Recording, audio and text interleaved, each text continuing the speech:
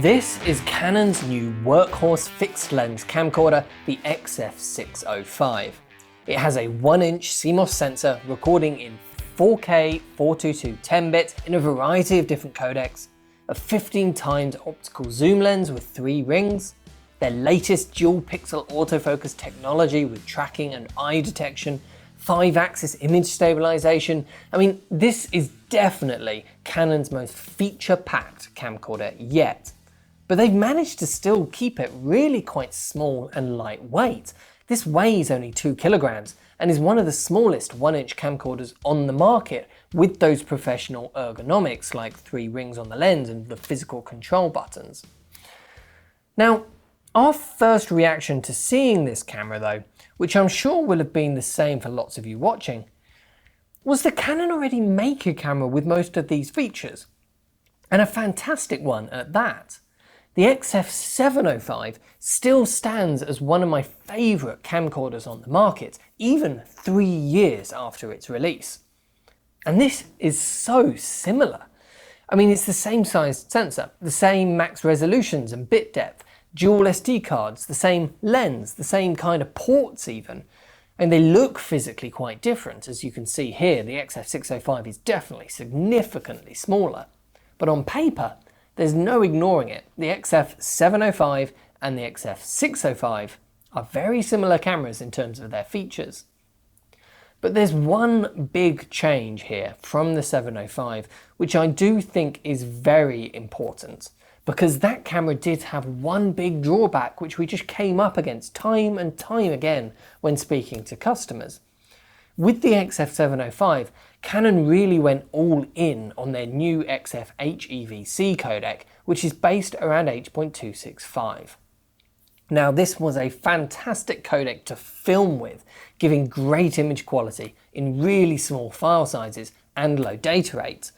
But because it was based around H.265 and 422 color sampling, it was really challenging to play back once you got into post-production.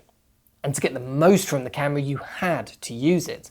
There was no 4K 10-bit without using that codec. Now here on the XF605, we don't get that problem. Actually, that XF HEVC codec specifically isn't even a choice here, which I find really quite interesting. Instead, you get their regular XF AVC codec, just like you find on their Cinema EOS cameras, which is 4K 10-bit 422 all-I at 410 megabits a second. The only limitation with that one is that you can't get beyond 30p in that format, but swap over to the 160 megabits a second long-GOT version and you get smaller files and 4K 60. And both of these codecs give you much bigger files than the XF705's codec, but they're very easy to play back in pretty much any editing setup, especially that larger all-I version. There's then some MP4 codecs, and this is where Canon have given us that H.265 encoding. There are H.264 MP4 options at 8-bit, but to get 10-bit you swap to H.265 with the choice of either 422 10-bit or 420 10-bit, which is nice. Now this is a much more flexible selection of codecs to choose from than you've got on the XF705. So if you want great quality with fast editing, there's the larger all-I, or if you want tiny files while keeping that quality, there's the 4K 10-bit options. And they both look great. Here's the XF705's 10-bit XF HEVC codec, and here's the XF605's 4K all-I, and then the 10-bit MP4. Dramatically different file sizes, but the quality and the detail recorded stays very consistent. In fact, the image quality as a whole from the XF605 seems every bit as good as the 705. This 1-inch sensor from Canon is just lovely to use. You get a great middle ground between having some cinematic depth of field and still being able to make out what's behind your subject. Plus, the autofocus performance makes that depth of field incredibly easy to control as well. This is by far the most advanced autofocus system which we've seen in a fixed lens camcorder like this. They've brought over the eye detection, the head detection and object tracking from their mirrorless cameras like the R5, and it's a perfect match for camcorders like this. It's just so easy to select what you want to be in focus with the touchscreen. I reckon most people with this camera will simply leave autofocus on pretty much all of the time. It is that good.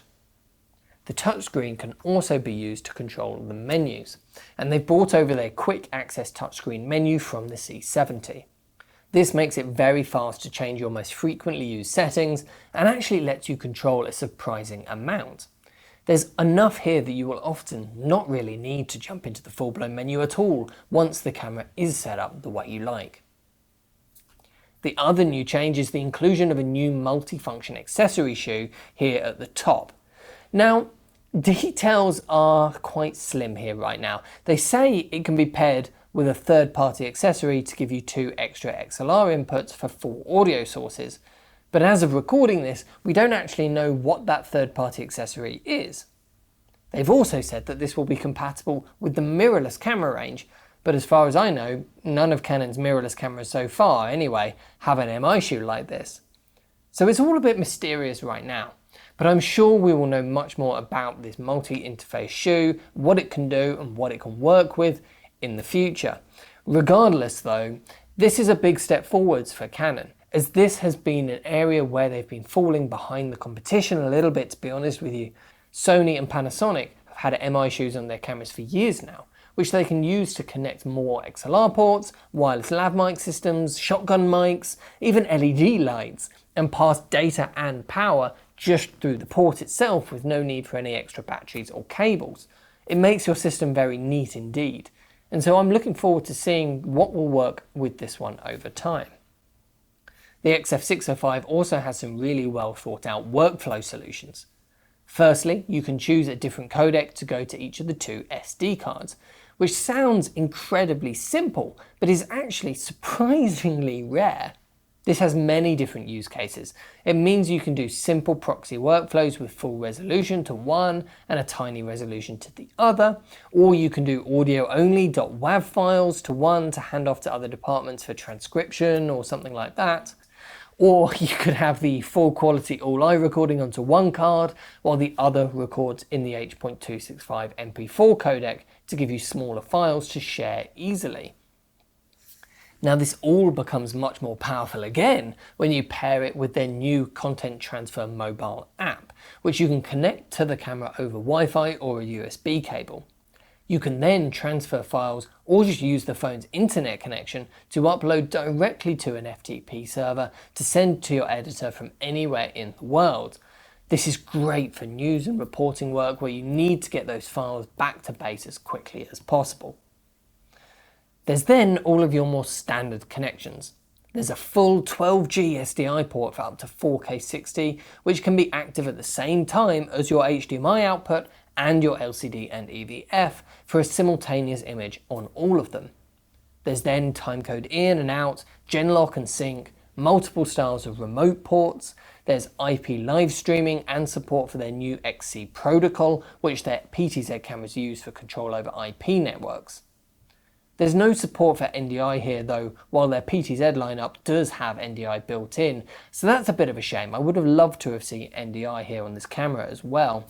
But there's more than enough here that the XF605 should fit into most workflows absolutely fine.